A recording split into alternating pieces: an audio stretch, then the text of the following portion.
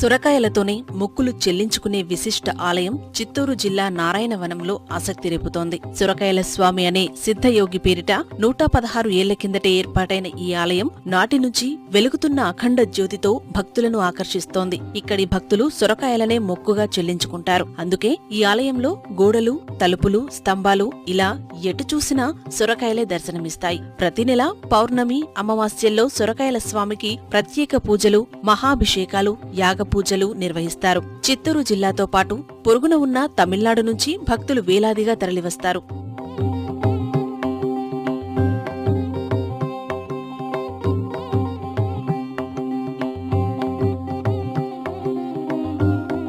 మా ఊర్లో కదలాడిన దేవుడు అవధూత రాఘవేంద్ర స్వామి, సాయిబాబా లాగా మన ప్రాంతానికి ఈయన దైవము.